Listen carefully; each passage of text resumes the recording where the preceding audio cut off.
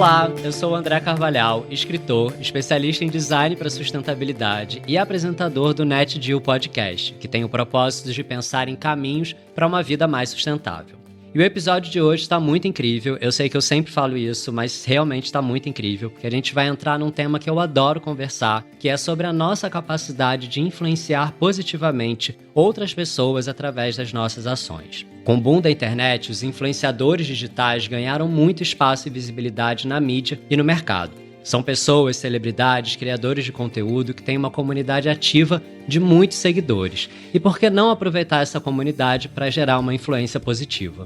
Do outro lado, a gente tem um público que parece estar cada vez mais interessado em acompanhar pessoas com propósito e com compromisso social. E eu acho que todos nós temos muito o que aprender com quem consegue criar essa influência do bem.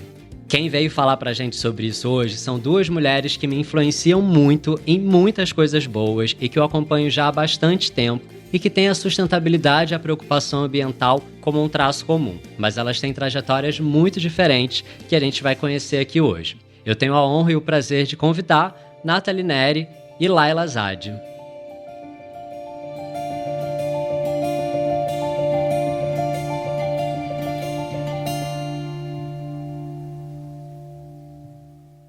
Olá, meninas! E aí, André, tudo bem? Tudo bem, Nathalie? Tudo ótimo, gente. Prazer imenso estar aqui com vocês. Prazer estar com vocês aqui também, meninas. Nossa, eu tava super esperando por esse episódio.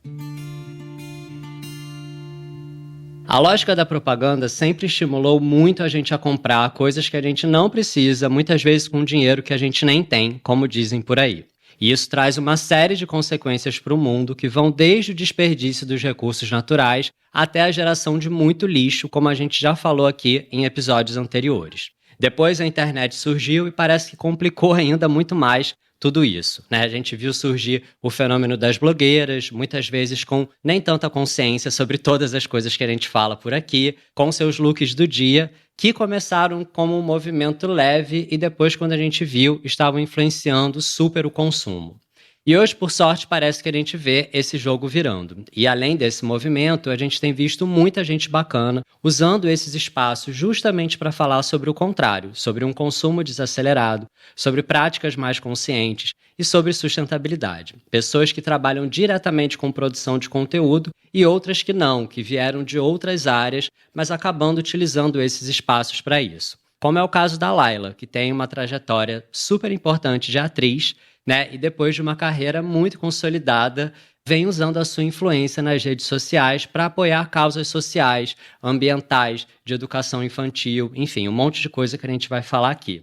Laila, queria começar ouvindo um pouquinho de você e que você contasse pra gente como é que foi esse seu despertar, como é que você viu que você poderia começar a usar o seu espaço para falar sobre todas essas coisas. Cara, pra ser bem honesto, André, eu nunca gostei de rede social. Eu não entendia rede social. Eu não entendia as pessoas irem lá pra se expor, enfim, e pra seguir a vida dos outros. Eu tinha uma resistência imensa. E aí, sendo mais honesta ainda, eu resolvi usar minha rede social quando eu fui lançar meu livro. Eu falei, bom, eu vou lançar meu livro, que é um manual de sustentabilidade para a infância, eu vou dar uma bombada no meu Instagram, que existia por conta da Laila Atriz, então eu já tinha os meus seguidores, né, por conta das novelas e dos filmes. E aí eu falei, bom, mas o que eu vou fazer com essa rede social? Porque eu não vou fazer foto de biquíni, que era na época o que rolava lá. Uhum. Eu falei, bom, eu vou compartilhar um pouco do meu estilo de vida mais ecológico. Porque se é para expor, eu vou expor o que eu acho que pode ser bacana. E aí comecei a mostrar como é que eu compostava meu lixo, como é que eu consumia, como é que eu educava meus filhos.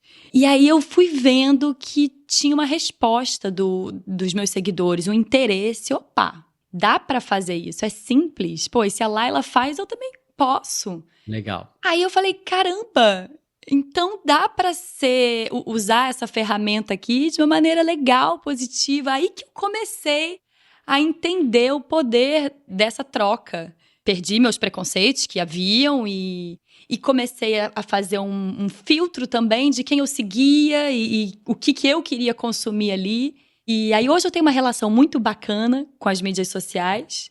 Na época eu só tinha Instagram, hoje eu tenho TikTok também, porque alguém da minha equipe falou, olha só, vamos democratizar esse conteúdo aí.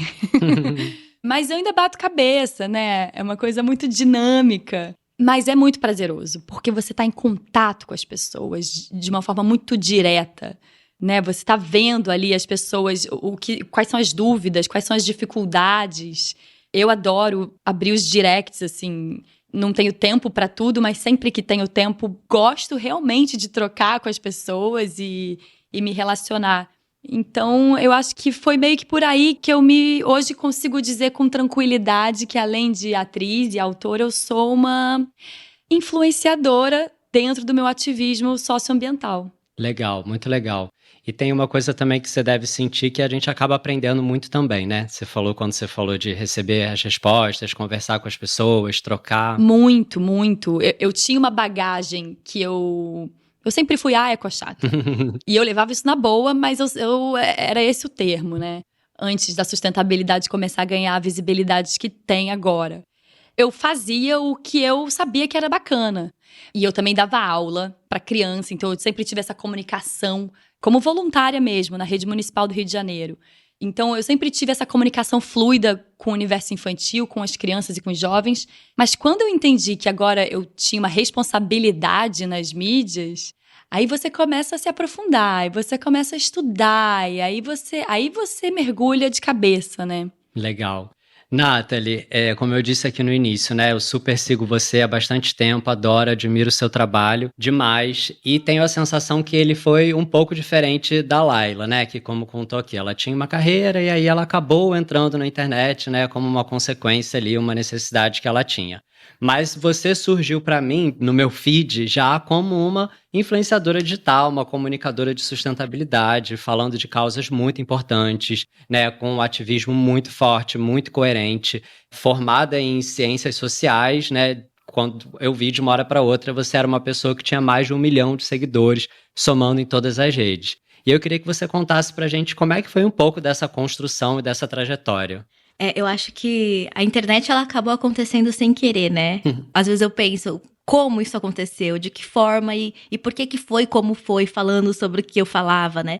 Eu sabia que eu queria fazer ciências sociais, eu sempre soube que eu queria estudar sobre a sociedade, eu admirava muito as minhas professoras de sociologia, era basicamente essa a única motivação. E quando eu entrei na universidade, muito jovem, 17 anos, vindo de uma realidade de muitas ausências financeiras, informacionais, estruturais na família, eu estava em situações de constantes vulnerabilidades. E quando eu entro na universidade e eu tiro esse peso do indivíduo, eu começo a perceber que não foi um azar, que não fui eu que nasci com uma sorte, mas que, na verdade, eu nasci num país muito desigual, que eu nasci num país muito violento, que eu nasci num país muito racista, muito LGBTQIA+fóbico. Então, quando eu começo a entender que a culpa não era minha, eu começo a sentir uma ansiedade de, meu Deus, será que as pessoas estão se culpando? Será que as pessoas estão achando que está tudo uma merda? É porque elas não têm sorte, a família delas é ruim, elas são feias, elas são, sei lá, não merecedoras de algo bom. E aí foi nessa ânsia por compartilhar, porque eu queria ser professora, eu estava estudando para ser professora de sociologia. Uau. Eu ia fazer minha graduação, meu mestrado, meu doutorado. Não esperava demorar 9 anos para me formar em ciências sociais,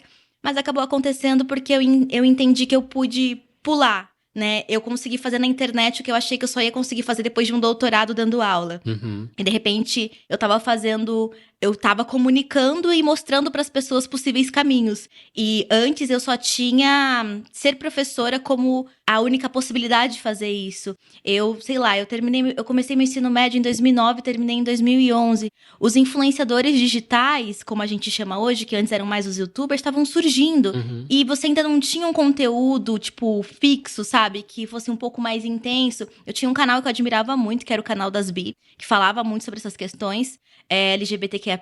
Então a minha entrada na internet, ela foi muito ligada às minhas identidades primeiras. A negritude, a questão de gênero e a sexualidade. Então, eu sentia um desejo de compartilhar com as pessoas sobre isso. E, paralelamente, bem ali no escurinho, eu não comia carne, eu só consumia roupa de brechó, mas essa não era uma pauta. O meu ponto era a questão racial, porque era uma dor primeira, sabe? Era o que me batia primeiro, era como eu me identificava primeiro, era um ambiente em que, sei lá, nos últimos 10 anos, todo mundo, a maior parte das mulheres negras parou de alisar o cabelo, a gente começou a ler intelectuais negras, fora de um espaço, sei lá, da academia, ou fora do movimento social, você estava tendo discussões sobre como assumir o seu cabelo crespo ativava o racismo na sua vida e fazia você ter compreensão da sua negritude em grupos do Facebook. Então, isso tomou uma parte muito grande da minha vida e, paralelamente, eu seguia consumindo com responsabilidade, mas por ter inicialmente estado num lugar de ausência. Então, eu não consumi em fast fashion durante a minha adolescência inteira porque eu não tinha dinheiro.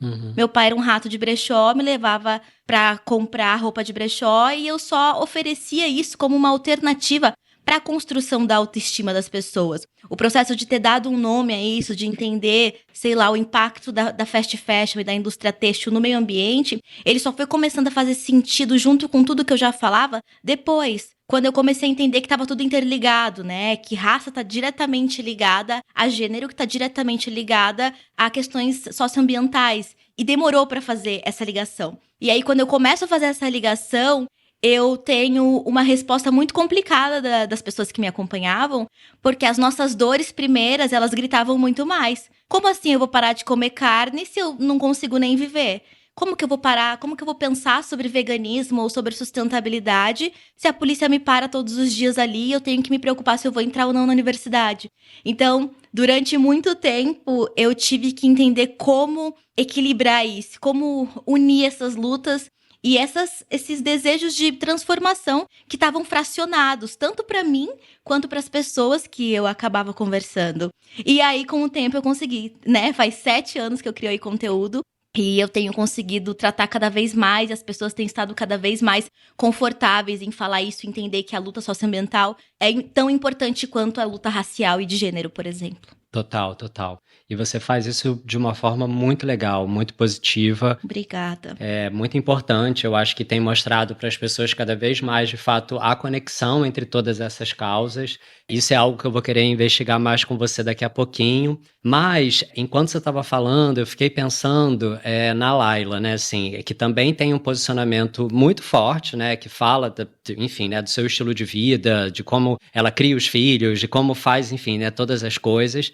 E, paralelamente a essa vida, que acaba virando quase que uma vida paralela, né, Laila? Você tem a sua profissão, você tem o seu trabalho, que deve ser extremamente desafiador de conciliar. Queria que você contasse um pouquinho pra gente como é que você consegue fazer isso, mas principalmente o quanto você acha que esse seu posicionamento nas redes ajuda ou atrapalha no seu trabalho como atriz e a sua relação com o mercado. Pergunta super complexa.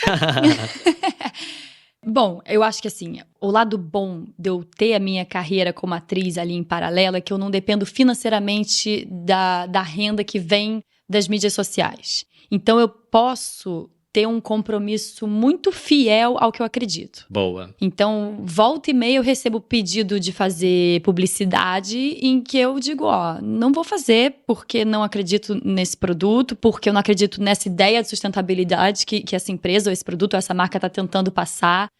E eu acho que se eu vivesse das mídias sociais, talvez isso ficasse um pouco mais desafiador para mim. Portanto, tento não julgar os meus parceiros influenciadores.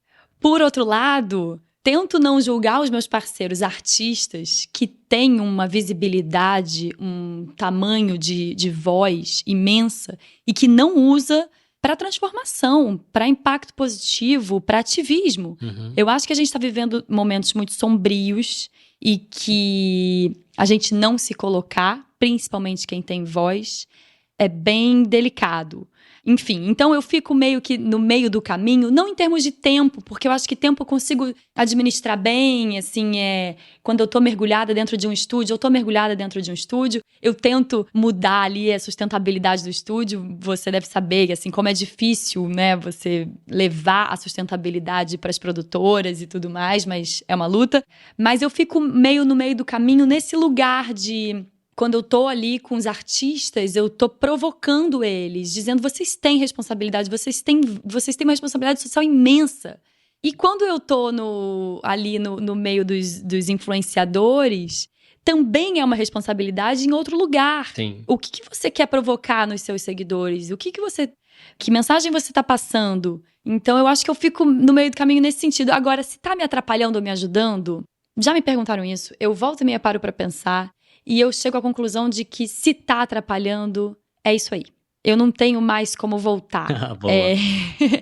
É porque eu sempre fui uma ativista, eu sempre fui engajada com a causa ambiental e social, e botar isso no mundo é como um artista mesmo que precisa escrever, precisa pintar, precisa atuar. Então, a arte, ela anda muito em paralelo, né, com o que a gente está vivendo.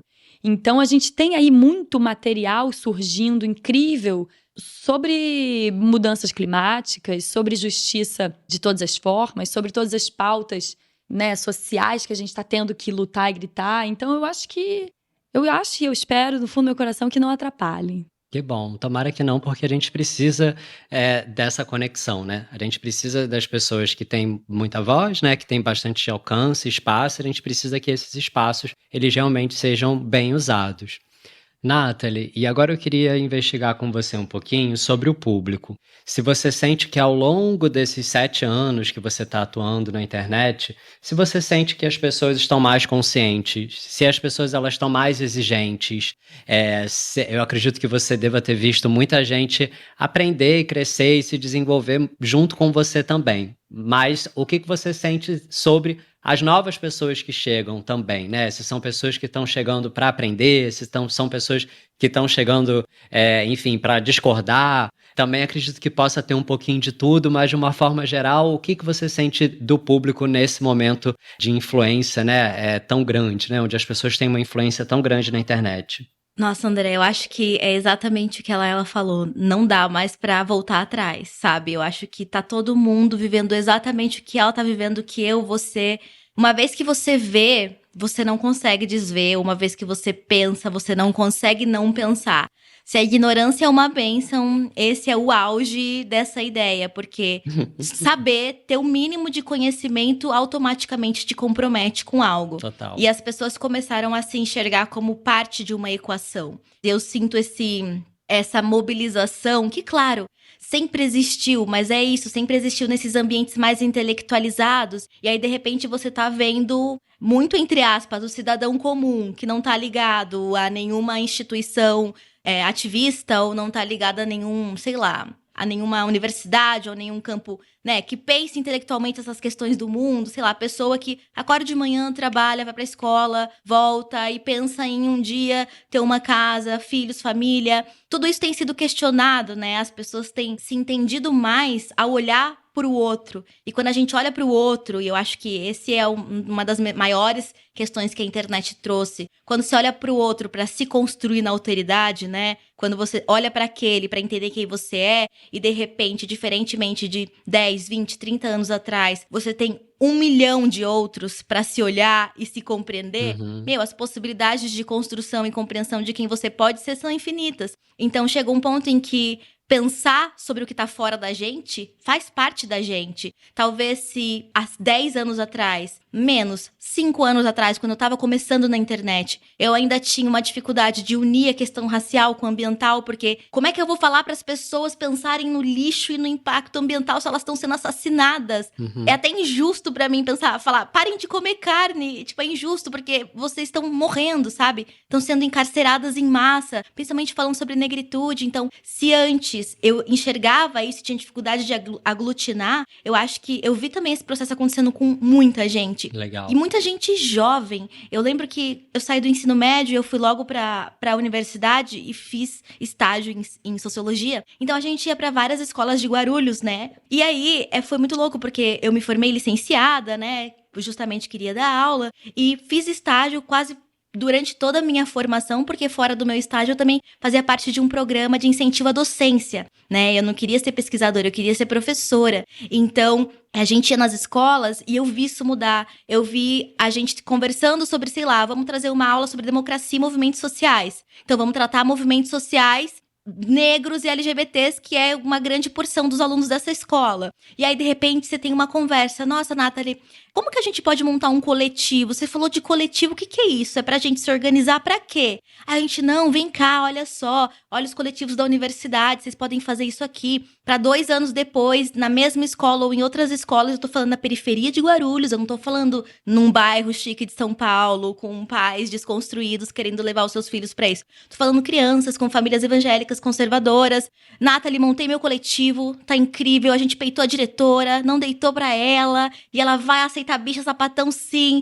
E eu assim, caraca, faz pouquíssimo tempo que eu saí da escola e a galera já tá letrada, ela já tá entendendo como as marcas que a gente carrega e o que a gente faz no mundo transforma a vida que a gente tem. Eu fui agora na marcha trans, né? E aí eu tava lá passeando e encontrei um grupo de secundaristas LGBTs, tipo, uniformizados, fazendo petição, pedindo... Eu fiquei, quantos anos vocês têm? Eles, 16, 17. Eu falei, caramba, as pessoas estão entendendo que o político é pessoal, que o que a gente faz em casa, que o que a gente escolhe pra nossa vida, que quem a gente é, que a forma como a gente lida com isso impacta completamente no mundo. Então, tem sido mais fácil.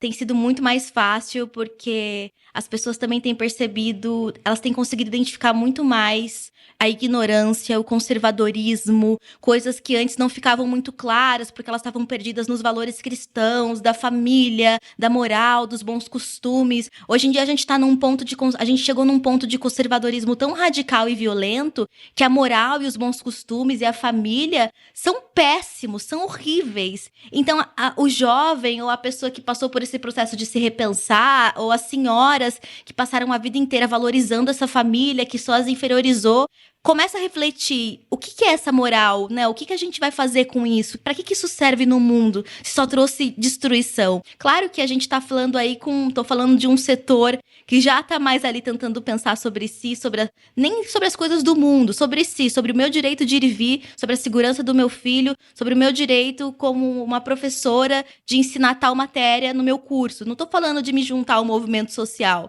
institucionalizado, mas essa mudança, ela foi tão clara e eu acho que tá mais fácil agora. Tá muito mais fácil, porque eu acho que a gente não precisa mais convencer as pessoas a entenderem que aquilo é sobre elas. O que você faz hoje é tocar o dedo na ferida. É tipo, vamos olhar aqui? Eu sei que você quer olhar.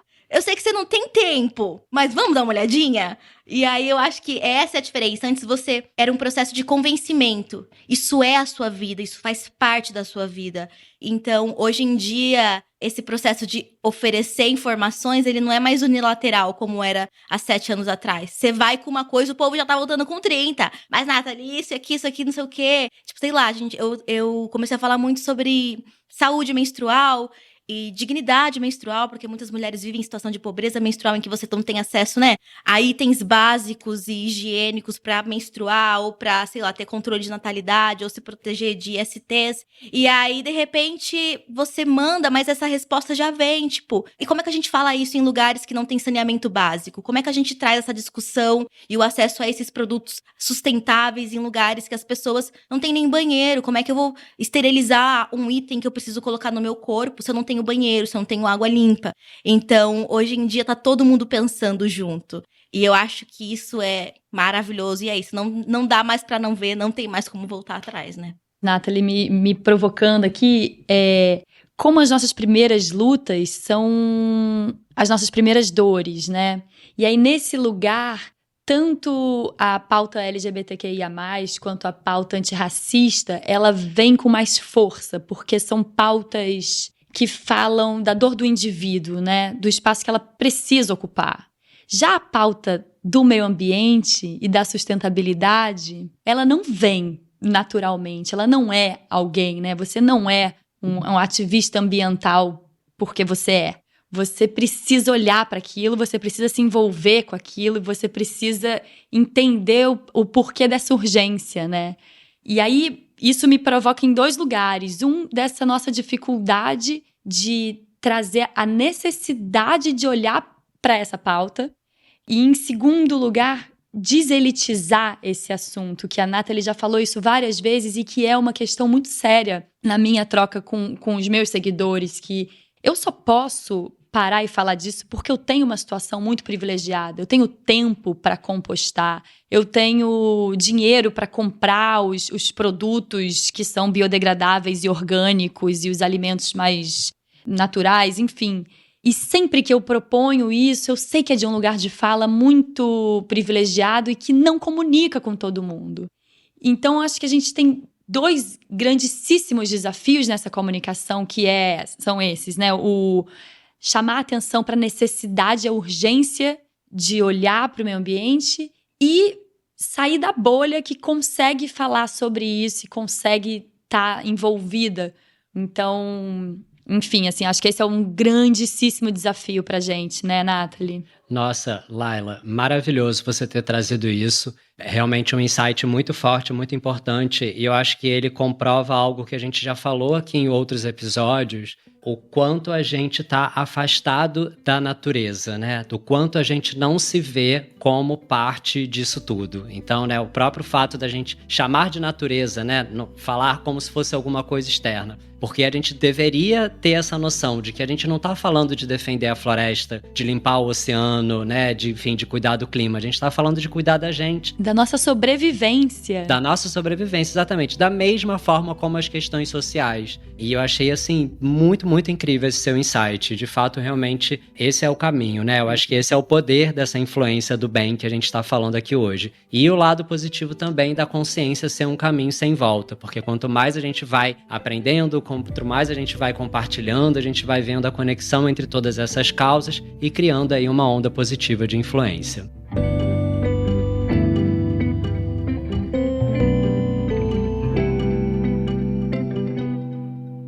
Bom, então agora a gente está indo para o nosso último bloco, que é onde a gente explora os caminhos e as soluções, depois de ter entendido um pouco o cenário e o mundo que a gente está vivendo. E eu queria voltar para você, Laila, que como você disse no início, você tem um trabalho muito legal e importante com crianças, você tem um livro sobre isso também. Queria que você contasse para a gente um pouco também dessa experiência, dos desafios, das facilidades e sobre a importância da gente também preparar e educar essa nova geração que vem aí. Então, André, eu acho que, assim, falar sobre infância, eu vejo 2 caminhos, assim. Ao mesmo tempo que eu vejo uma galera vindo com força total, engajadíssima, e é o que a Nathalie falou, não é mais uma galera só ali que tá com pais desconstruídos e acesso à informação, uma galera periférica vindo com muita força, e já tem pesquisas que apontam para isso, né, para essa geração alfa, Z, Y, sei lá, já com padrão de consumo totalmente diferenciado. Eles não vão querer fazer parte nem consumir marcas, produtos que não tenham uma ideologia social, ambiental, de governança. Por outro lado, e aqui no Brasil isso é ainda maior, a gente ainda tem uma massa imensa de jovens e crianças absolutamente desconectadas dessa pauta. Não só pela falta total de educação ambiental nas escolas, como por falta de contato com a natureza, que foi o que você falou no outro bloco. As crianças não têm mais acesso à natureza. Os centros urbanos hoje, eles não facilitam esse contato. As crianças de comunidade, então, menos ainda. Então, eu quando dou aula, quando eu estou ali em contato direto com as crianças, eu fico muito preocupada, porque não existe educação ambiental, não existe educação alimentar, não existe educação social, emocional. E daí veio essa minha vontade de escrever um manual, que a princípio ia ser uma apostila para os meus alunos e acabou se tornando um livro. Então, assim, eu sinto que há uma mudança global vindo, a gente sente, a gente está vendo, e isso é lindo, isso me enche de otimismo, esperança. Por outro lado, o nosso trabalho de formiguinha ainda é muito importante aqui. Então, eu continuo em contato com os jovens, às vezes me chamam, assim, por umas coisas que, assim, outro dia eu fui sábado à noite falar com os jovens no meio do... Eu falei, ai, meu Deus, mas vamos nessa.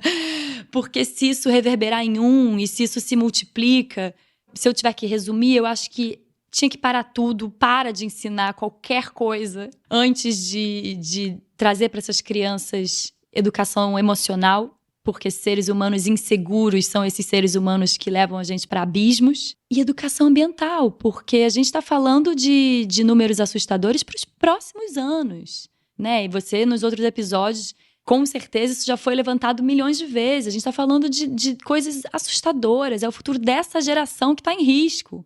Então é isso, eu acho que a gente tem que confiar nessa geração, mas a gente tem que capacitar eles, a gente tem que ferramentar eles, não só para eles conseguirem ser atuantes na transformação, mas para eles lidarem com os desafios que estão vindo por aí. Total. Sigamos nas lutas todas, de todas as formas possíveis. Muito bom. Eu acho super importante a gente falar sobre educação infantil, falar sobre essa preparação para essa nova geração, e adorei que você trouxe isso da gente falar sempre do lado positivo e também preparar para as dificuldades, para os desafios. Tem algo que eu acho sempre muito importante da gente falar quando a gente entra nesse assunto de novas gerações e tal, é que eu sinto um risco, né, um perigo muito grande da gente, às vezes, transferir toda a responsabilidade para as novas gerações, né? Então, tem uma coisa de quase que beirar ali um etarismo, como se as pessoas, né, de outras gerações não pudessem fazer nada.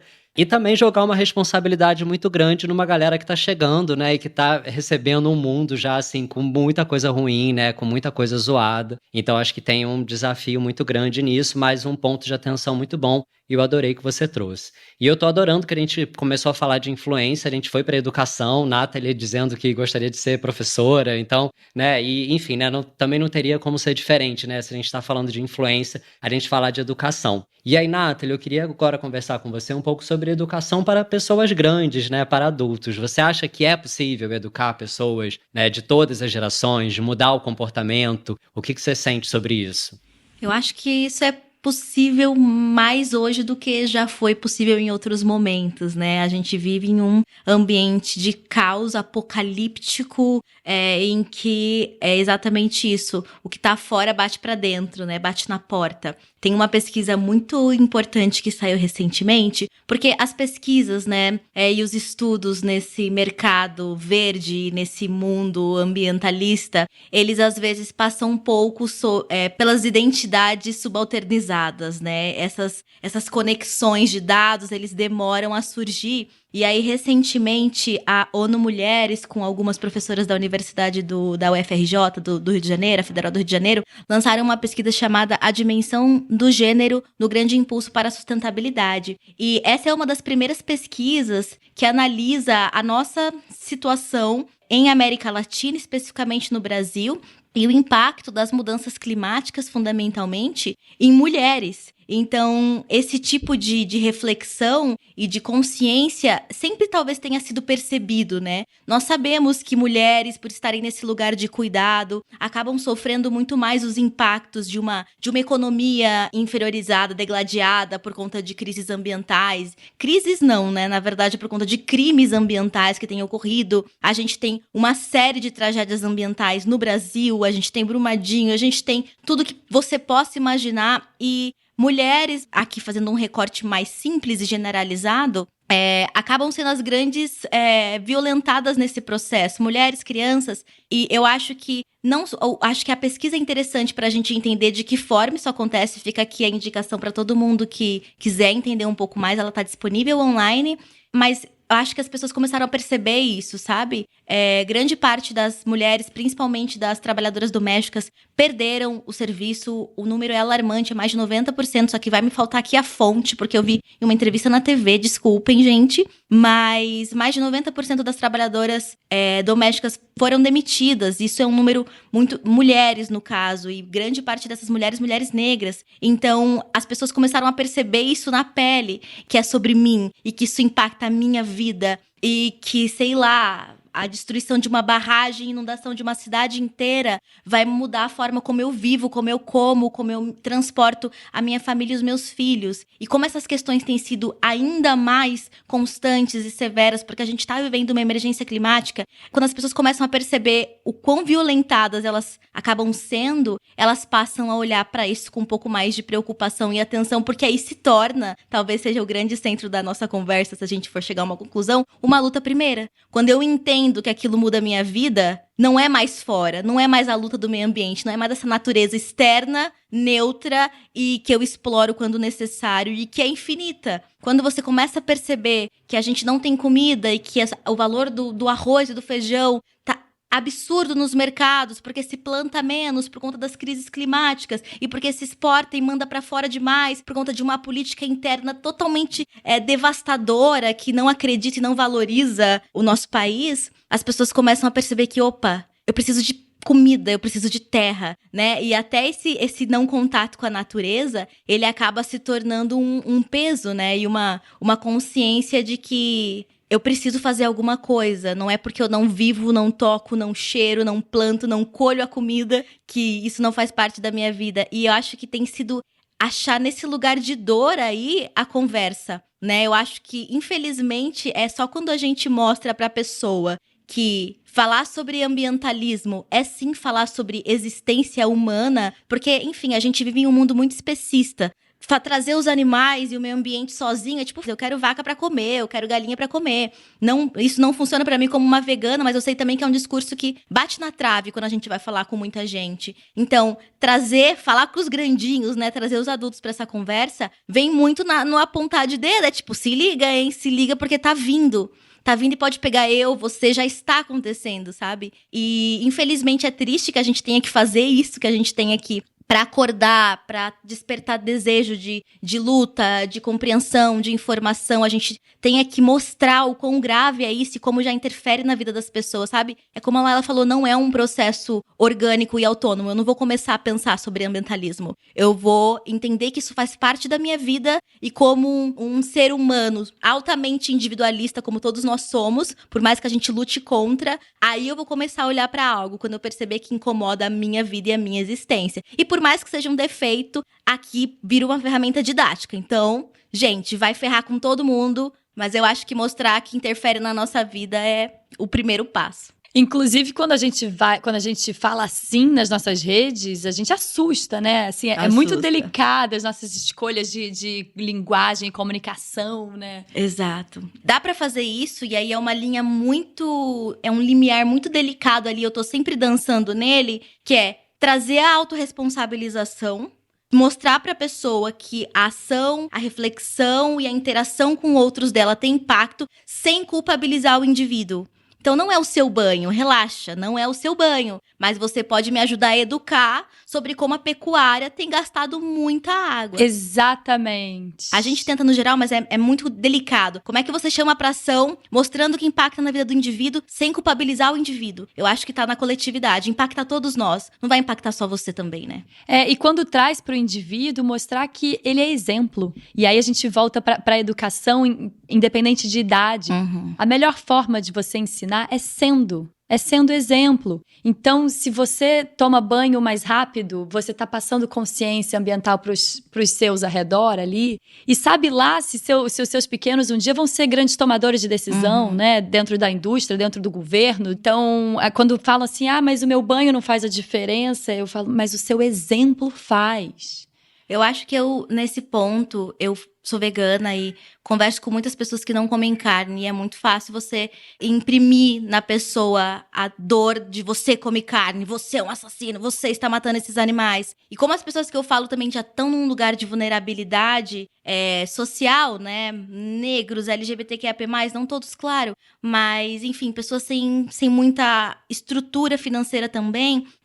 Esse lugar de como é que a gente faz essa conversa sem fazer com que a pessoa se sinta mal depois? Porque a culpa, ela não faz nada. É a mesma coisa, eu quero veganizar alguém. Bota 3 documentários lá, mostrando o porquinho gritando. Eu não tenho coragem de assistir esses documentários, são absolutamente cruéis. Você imprime a culpa na pessoa, você faz ela se sentir muito mal por comer carne. Aquilo não dura 2 dias, aquilo vai durar 1 semana e de repente ela vai esquecer, porque a gente tá na paixão, né? A culpa é um sentimento muito íntimo. A culpa, o ódio, a raiva, a paixão. Eu tenho um conteúdo muito, muito legal que eu fiz sobre isso, que é isso. Eu não quero que você se apaixone pelas lutas ambientais, eu não quero que você se apaixone pelos animais, porque a paixão ela é passageira. Eu quero que você tome consciência do problema que isso é, como isso tá destruindo todas as nossas outras questões e como isso, reforma agrária é a base da desigualdade no Brasil. Isso tá ligado direto à agricultura familiar, à autonomia alimentar, ao meio ambiente, a terras quilombolas indígenas. Então, falar que raça, meio ambiente e alimentação tá colado é tipo, sem culpa, mas você tem consciência de quão grande é isso? E que é justamente isso, você é não só um exemplo, como em um mundo tão digitalizado em que às vezes você viraliza num tweet ou num TikTok ou no vídeo no Instagram, a gente pode educar. Então, eu tenho uma visão muito cética em relação à internet, assim, eu acho que a gente não vai fazer a revolução nos Reels e nem no Instagram e nem no TikTok, mas eu acho que a gente tem esse papel, o papel da comunicação, e que vai mudando o inconsciente coletivo e preparando essas gerações, as anteriores e as futuras, para uma mudança real. Nossa, maravilhoso, Nathalie. Muito obrigado mesmo por essa fala. Acredito super que é bem por aí também.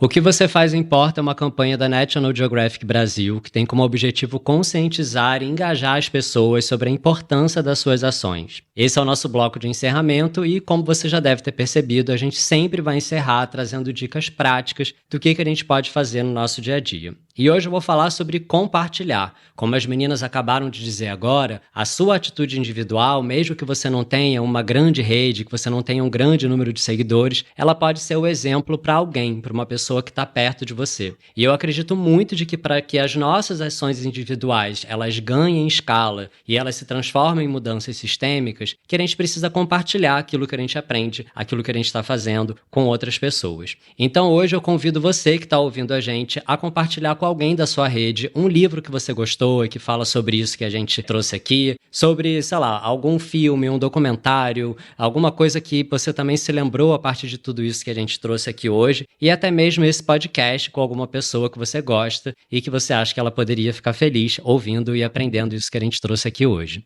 E para encerrar, meninas, eu queria pedir para vocês compartilharem com quem está ouvindo a gente. Tipo, se vocês fossem dar uma dica ou de um livro, um filme, sei lá, uma fala, uma pessoa, alguém que vocês acham que poderia ser inspiração e que se relaciona com esse tema aqui da educação e da influência que a gente trouxe hoje, queria pedir para vocês compartilharem aqui na fala final de vocês. Gente, eu vou deixar aqui de indicação, eu acho que é importante às vezes a gente se enxergar nessas discussões. Eu tenho certeza que quando a gente começa a pesquisar, né, o meio ambientalista e essas discussões, elas podem ser muito masculinas às vezes e muito gringas. Então, é importante às vezes a gente ter referências brasileiras com os nossos casos e de mulheres que estão pensando e existindo, entendendo os nossos problemas também como seres, né, com recortes e dificuldades específicas nesse Brasil. E aí eu quero só falar um pouquinho mais sobre o relatório que eu falei. Ele se chama O Grande Impulso para a Sustentabilidade e a Dimensão do Gênero no Brasil. Ele foi lançado em 30 de março de 2021, então ele tá com dados super fresquinhos e ele foi feito pela CEPAL, pela Fundação Frederic Ebert e pela ONU Mulheres juntos. E aí, as autoras, né, duas delas, uma é a professora Margarida Oliveira, que é doutora em Economia pela Universidade de Roma, e ela também é foi professora em Buenos Aires, mas tem dado aula aqui no Brasil também.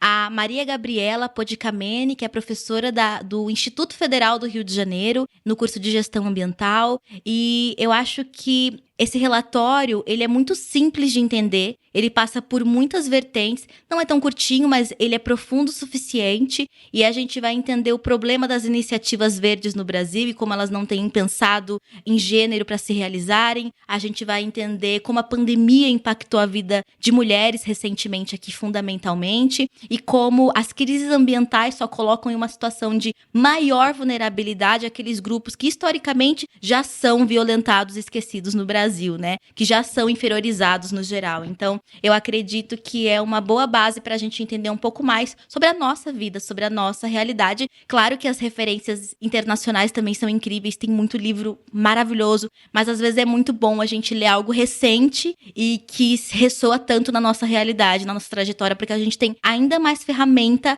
para servir de exemplo, para ensinar, para chamar para conversa também. Boa. E aí vocês podem acessar pelo site da CEPAL, www.cepal.org. Olha, eu acho que a gente pode aproveitar esse papo todo de redes sociais e seguir grandes lideranças que ajudam a gente a entender tudo que a gente se desconectou ao longo do nosso processo humano na Terra.